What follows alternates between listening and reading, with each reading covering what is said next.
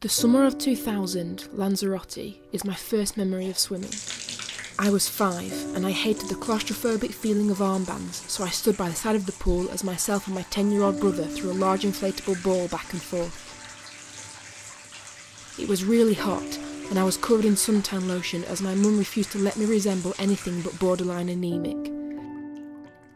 My sweaty, damp hair clung to my neck and back, the sheer weight immobilising as I turned and ran towards the ball.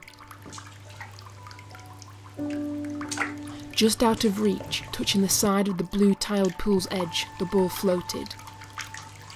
It was right by the ladder, and I remember thinking if I'd just lean in and grab it, I could hear my brother shouting no. But as I leant in, it slid underneath me, my balance faltered and I fell in. My body folded around the ball, spinning, and as I span, my head hit the steps of the ladder. I was still slightly conscious, enough to think, but not enough to react. It was like when you're about to fall asleep. Your body is ready, but your mind has just a little bit of clarity left.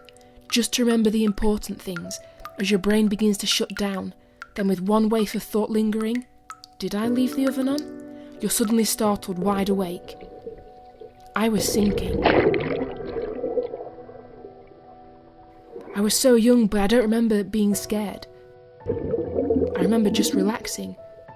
I couldn't swim, so it seemed pointless to thrash, and my body was so tired. I laid at the bottom of the pool, the smooth tiles under me. I could hear splashing and feel the water mould into the movements of bodies, crashing my body against the floor, forcing the remaining air out of my lungs. I should have tried.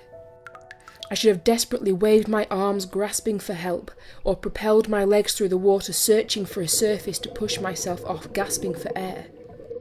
But the water surrounding me was calming. It made me feel comforted. I felt coddled in the embrace of the current.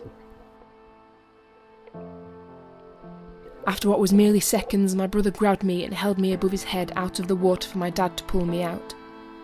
I always hated being in the water. The feeling of straining your neck to stay above the surface, frantically kicking your legs until they're throbbing in pain. You can hear your pulse in your ears as you struggle to stay afloat. But after this I realised what I actually hated was swimming. I loved the water. I loved the feeling of being fully immersed in the water. The way the waves carry you, weightlessly guiding your movements. It's the feeling of being so free, but so in control.